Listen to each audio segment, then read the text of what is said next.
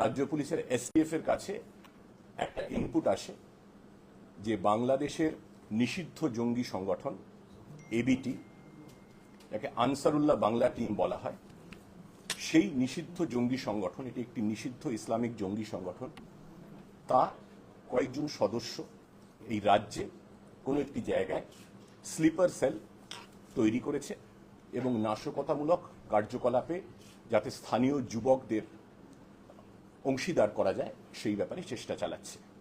এই ইনপুটটার ওপর রাজ্য পুলিশের এসটিএফ কাজ করছিল। দিন তিনেক আগে আমাদের কাছে আসাম পুলিশের তরফে এসটিএফ এর সঙ্গে যোগাযোগ করা হয়। তারা একটি ইনপুট পান এবং তারা আমাদের জানান আসামে এসটিএফ একটি কেস করেছে এবং সেখানেও এই যে স্লিপার সেলের ব্যাপারে আমরা খোঁজ খবর চালাচ্ছিলাম, আমাদের এসটিএফ খোঁজ খবর চালাচ্ছিল, সেই খবর তাদের কাছেও আছে এবং তারা জানতে পেরেছেন যে পশ্চিমবঙ্গে মুর্শিদাবাদে স্লিপার সেলের, এবিটির স্লিপার সেলের দুজন সদস্য সক্রিয় আছেন। এই খবর পাওয়ার পরে গত 18 তারিখ সকালবেলা রাজ্য পুলিশের এসটিএফ এবং আসাম পুলিশের যৌথ একটি টিম মুর্শিদাবাদের হরিহরপাড়ায় রেড করে দুজনকে গ্রেফতার করে। তাদের নাম হচ্ছে মিনারুল শেখ, 48 বছর বয়সী, এবং মোহাম্মদ আব্বাস আলী, 29 বছর বয়সী। দুজনেই মুর্শিদাবাদের হরিহরপাড়ার বাসিন্দা এবং দুজনের বাড়ি থেকে তল্লাশির সময়, গ্রেফতারির সময় বেশ কিছু বই পাওয়া গিয়েছে। তার বিস্তারিত বিবরণ আমি পরে দিচ্ছি। পেন ড্রাইভ পাওয়া গেছে 16 জিবি এবং কিছু মোবাইল ফোন এবং আরো কিছু ফেক আইডেন্টিটি কার্ড পাওয়া গেছে। এই দুজনকে আসাম পুলিশ তাদের কেসে আসামে নিয়ে গেছে এবং ওই একই দিনে আসাম থেকে 5 জন অ্যারেস্টেড হয়েছে এই একই মডিউলের এবিটির, এবং কেরালা থেকে একজন অ্যারেস্টেড হয়েছে। মোট 8 জনের এই স্লিপার সেল ছিল যারা 3টি রাজ্যে কাজ করছিল, পশ্চিমবঙ্গ, আসাম এবং কেরালা। আবার বলি, আসাম থেকে 5 জন অ্যারেস্টেড হয়েছেন, পশ্চিমবঙ্গের মুর্শিদাবাদের হরিহরপাড়া থেকে 2 জন অ্যারেস্টেড হয়েছেন এবং আরেকজন গ্রেফতার হয়েছেন কেরালা থেকে। এই যে 2 জন গ্রেফতার হয়েছেন তার মধ্যে মিনারুল শেখ, ইনি একটা ছোট্ট মাদ্রাসা চালিয়েছেন, খুব সম্প্রতি শুরু করেছিলেন 10-12 জন 14 জন বাচ্চাকে নিয়ে। এবং দ্বিতীয় জন যে মোহাম্মদ আব্বাস আলী, তিনি একটি মোটর পাম্পের মেকানিক।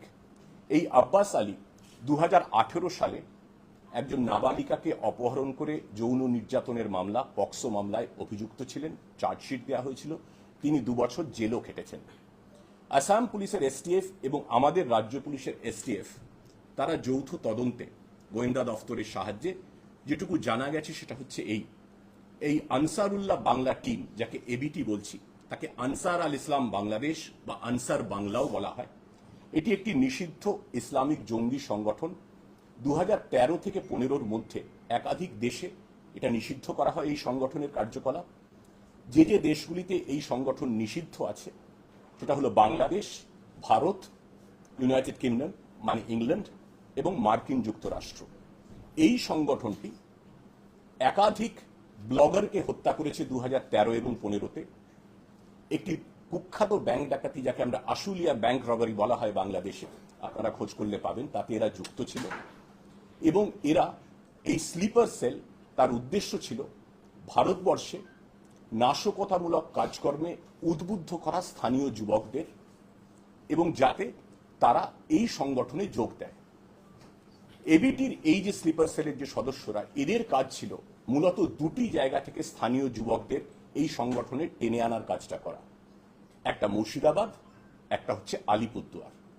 এবং আমরা প্রাথমিক জিজ্ঞাসাবাদে বা আসাম পুলিশের থেকে পাওয়া তথ্যের ভিত্তিতে যেটুকু আমরা আপাতত জেনেছি, এখনো তদন্ত চলছে, অনেক জিজ্ঞাসাবাদ বাকি। আমাদের এসটিএফ এর সদস্যরা আসামে পৌঁছে গেছেন, যৌথ জিজ্ঞাসাবাদ হবে, তারপর আমরা এদের কার্যকলাপের বিস্তৃতি সম্পর্কে আরো জানতে পারব।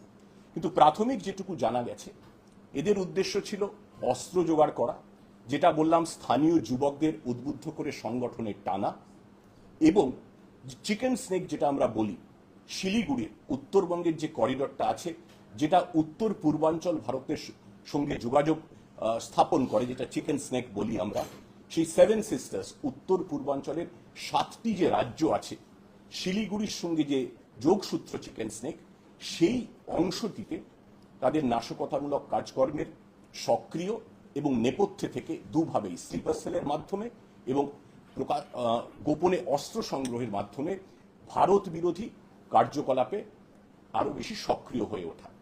এইটুকু তথ্য আমরা আপাতত পেয়েছি। আরো বিস্তারিত জিজ্ঞাসাবাদ চলছে। যেরকম বলেছি, রাজ্য পুলিশের এসটিএফ এবং অসম পুলিশের এসটিএফ মিলে এই রেডটা সফলভাবে করা হয়েছে এবং বাংলাদেশের যে জেবিটি, এবিটি এবং জামাতুল মুজাহিদিন, তারই একটা স্প্লিন্টার গ্রুপ হচ্ছে এই আনসারুল্লাহ বাংলা টিম। সেখান থেকে একজন ফায়রান ইশরাক বলে একজন, যিনি বাংলাদেশে আছেন, তিনি এই স্লিপার সেলটাকে সংগঠন করার চেষ্টা করছিলেন এবং সারাদ রদি বলে আরেকজনকে পাঠানো হয় মুর্শিদাবাদে। তিনি এটা সংগঠনের কাজ করছিলেন। এই সাদাদ রদি, ইনি ধরা পড়েছেন আসাম পুলিশের হাতে, আসাম থেকে। আর আমাদের এখান থেকে মুর্শিদাবাদে দুজন সদস্য, যাদের নাম বললাম, মিনারুল শেখ এবং মোহাম্মদ আব্বাস আলী, এই দুজনে ধরা পড়েছেন। আপাতত এইটুকুই আমাদের কাছে তথ্য আছে, যেটা আপনাদের সঙ্গে ভাগ করে নিলাম। শেষে এইটুকুই বলতে চাই যে পশ্চিমবঙ্গে যে কোনো জায়গায় কোনো ধরনের পশ্চিমবঙ্গের অঞ্চলকে, পশ্চিমবঙ্গের মাটিকে ব্যবহার করে ভারত বিরোধী, দেশ বিরোধী কোনো ধরনের সন্ত্রাসবাদী কার্যকলাপ যা সাম্প্রদায়িক সম্প্রীতিকে বিঘ্নিত করতে পারে, সে ধরনের সমস্ত ধরনের কার্যকলাপ প্রতিহত করতে এসটিএফ এবং গোয়েন্দা পুলিশ সজাগ আছে। এই ধরনের যে কোনো প্রচেষ্টা, এটা আমাদের একটা সাফল্য, এই ধরনের যে কোনো প্রচেষ্টা আমরা রুখে দেব। Gaurav, please do the honors. English. And Hindi, of course, I am not comfortable. You come here. Sir has already given the brief in Bengali. I'll just briefly give it in English. So there was an input, and with the help of the Assam STF, basically it was a very well coordinated operation in which they needed our support. There was an information that Ansarul Bangla team, they were trying to set up certain sleeper cells in the country. They were recruiting youth from the country. They were trying to identify youngsters using the communal fissures and all the economic disparities.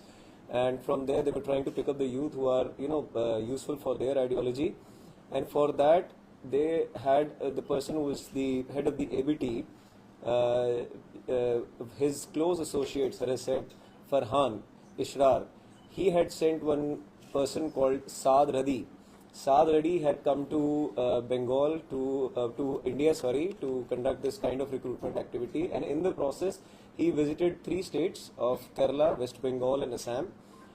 Saad Radi was arrested. It was a very well coordinated operation on the 17th and 18th night, where continuous raids were conducted simultaneously in all the 3 states.